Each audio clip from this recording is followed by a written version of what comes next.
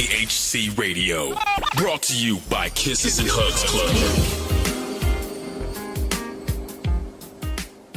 Welcome back to the Deep Dive. Today we are wrestling with a concept that, honestly, it feels like a contradiction on the surface. It does. The source material we're looking at is titled Ordered Desires, the Architecture of Moral Restraint. I just stared at that title for a while. It's a bit of a mouthful, isn't it? It is, but it's the word architecture that really threw me. Because when I think about desire, things like lust or craving, I think of something messy. Fluid, emotional. Exactly. I definitely don't think of blueprints and load-bearing walls. Applying architecture to something like human desire feels so rigid. And that reaction is exactly why this text is so interesting. We tend to see our desires as these, wild forces that just happen to us. Right, like the weather. Yeah, exactly. Yeah. But the premise here is that your inner life isn't a weather pattern. You just have to endure. It's a structure. And if that structure collapses, it's usually not the storm's fault. It's a design flaw. Which is a terrifying thought, because that puts the responsibility right back on us. But okay, before we get into the heavy lifting, let's set the stage. What exactly are we looking at here? So we're synthesizing a text that pulls from some very ancient wisdom, specifically biblical texts like James, Genesis, Ephesians, but it treats them almost like a technical manual for the human mind. Okay. The goal isn't just be good, it's to understand the mechanics of why we lose control and how to build a mind that can actually handle that pressure. And I want to flag something for you listening right up front.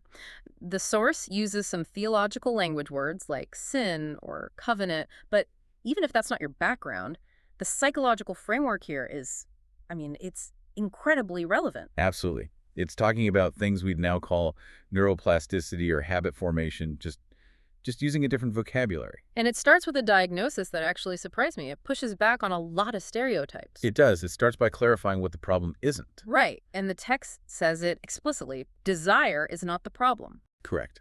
Desire is not sin. To be human is to want things. We have appetites for food, intimacy, success. The source argues these are design features, not bugs. So we're not trying to become monks who want nothing. Far from it. The text argues the problem isn't the presence of desire, it's the ordering of it, hence the title. Ordered desires. Mm-hmm. Okay. So if desire is the engine, how does the text define lust? Because we tend to use those words interchangeably. The definition here is very specific. Lust is disordered desire. It is appetite without governance. Governance. That's a strong word for your own thoughts. Well, think of it like a river. A river in its banks is powerful. It gives life. That's ordered desire. But you take that same river, same energy, and you break the levees. It becomes a flood. Destruction. Exactly. It's the same energy, just in the wrong place. The text says lust isn't a dirty energy. It's a misplaced one. Okay, so if lust is desire gone rogue, how does that actually happen? Because no one wakes up and decides to ruin their life. It's a slow process. It is. The text outlines a specific chain reaction, referencing the book of James. Right. The biological process. Step 1. Desire is conceived. Conceived, like a baby. Yes. It implies a union. Your attention meets a temptation, and instead of dismissing it, you invite it in. You let it fertilize a thought. Okay. Step 2. When that desire is acted on, it becomes sin, a violation of the structure. And step 3, the heavy one. When that sin matures, it leads to death. Sin matured becomes death. That sounds so dramatic. But in a practical sense, what does that death look like? It's the death of trust, the death of relationships, the death of your own integrity. It's the slippery slope argument. You can't nurture a baby monster and then act surprised when it grows up and eats you. It's a system. You can't cheat the system. Mm-hmm. Now, a key part of this disorder is how we treat other people. The text uses a word here we need to unpack, covenant. It says lust detaches desire from covenant. To a modern ear, that sounds a bit old-fashioned. It does. But in this context, a covenant isn't just a contract. A contract is transactional. I'll do this if you do that. A covenant is a structure of safety. It says, I am committed to your good, period. So it's a safe container for a relationship. Precisely. And the text argues that intimacy was designed to exist only inside that safe container. When you remove it, you're just left with consumption. And that leads right into objectification. The text says, lust reduces image bearers, people with infinite value to objects. Right. And this is the core ethical problem, according to the source. It flips your worldview. Instead of seeing another person as the hero of their own story, you see them as a prop in yours. There's a line in the notes that it hit me hard. What is consumed cannot be honored. That's the heart of it. You consume a meal. You enjoy it, but you destroy it. It exists to serve you. If you view a person through the lens of lust, you're viewing them as a meal. You can't honor something you're consuming. That's a massive shift. It's not just don't do bad things. It's don't become a consumer of people. And that mental rewiring happens in the dark. Which brings us to the environment where this thrives. The text is very clear. Lust thrives in secrecy. I feel like everyone listening just nodded quietly. We all know that feeling. If you're hiding it, it's probably got a grip on you. But why is secrecy itself so bad? Because secrecy is an incubator. The source references Ephesians, which talks about exposing things to the light. Psychologically, that's spot on. Shame grows in silence. The text says, darkness sustains distortion. You lose perspective. Completely. And then a feedback loop starts. What is hidden becomes habitual. And it goes one step further. Habit becomes identity. Whoa. Let's pause on that. Habit becomes identity. If you do something in secret long enough, you stop saying, I'm a person who struggles with this, and you start thinking, this is who I am. The secrecy cements it into your personality. You split yourself in two, the public you and the shadow you. And that must be exhausting. It creates a fractured psyche, a divided will, as the text calls it. Okay, so we have the diagnosis. Disordered desire, consumption, secrecy, identity. The million-dollar question. How do we stop it?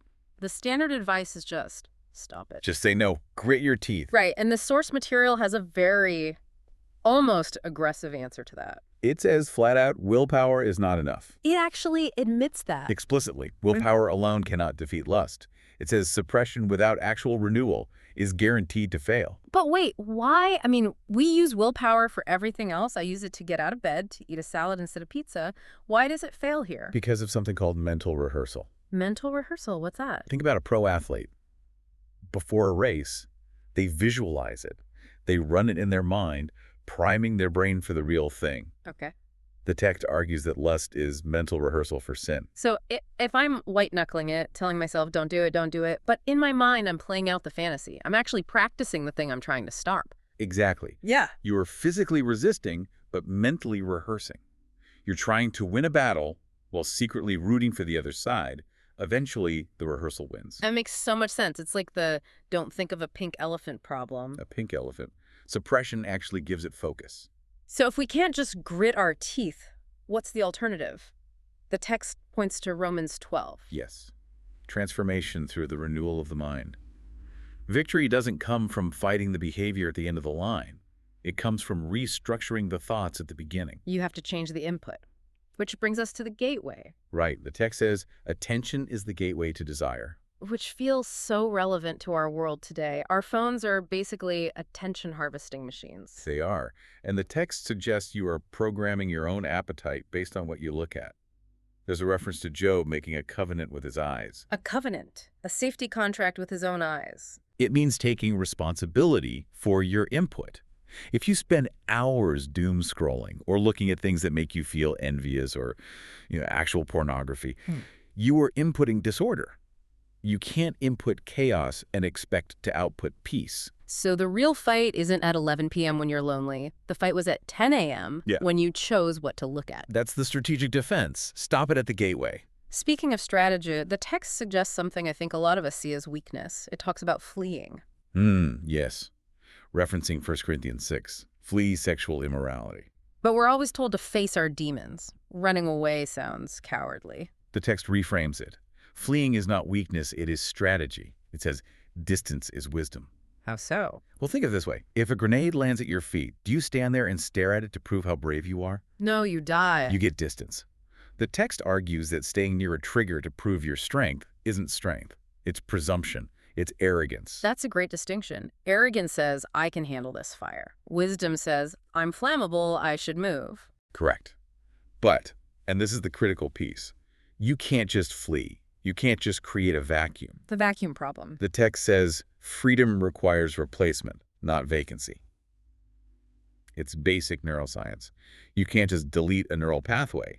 You have to overwrite it. We've all felt that. You go on a diet, cut out all the junk, you're miserable, and then you just binge. Because you didn't find a new source of satisfaction, you have to redirect the energy. Hunger for righteousness must displace the hunger for consumption.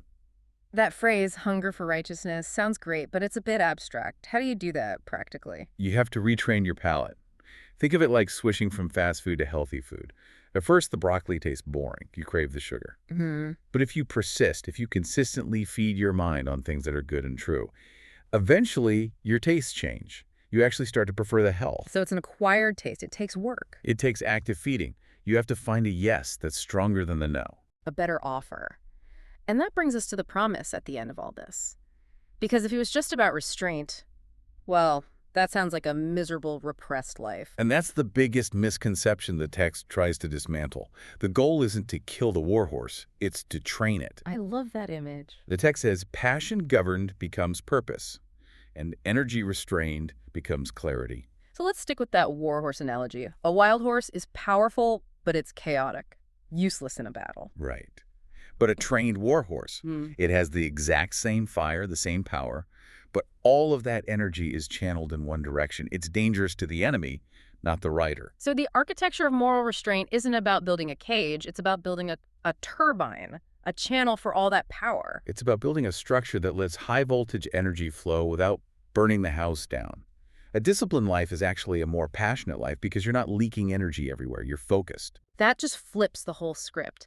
The free person isn't the one who does whatever they want. They're actually a slave to their impulses. The truly free person is the one who has built an architecture that can hold their desire. Exactly. Discipline isn't the enemy of freedom. It's the prerequisite for it. This has been a fascinating look at the mechanics of the soul. We've gone from desire as raw energy to seeing how secrecy twists it into a chain reaction of destruction, and then how to rebuild. It challenges us to stop treating our moral lives like a series of accidents and start treating them like a construction project. Which brings us right back to where we started, architecture. Every life is built one thought at a time. That's right. And as we wrap up, I want to leave you with a thought that comes directly from that idea of mental rehearsal. Let's hear it. We talked about how the mind is a theater where you are constantly rehearsing scripts, and the script you rehearse is the performance you eventually give to the world. So here's the question. If your life 10 years from now is the direct result of the script you are rehearsing in the quiet of your mind today, where does your story end? Are you rehearsing a tragedy, or are you rehearsing a triumph? That is the question to sit with. Check your script. Thanks for diving in with us. We'll see you next time. This is KHC Radio, brought to you by Kisses and Hugs Club.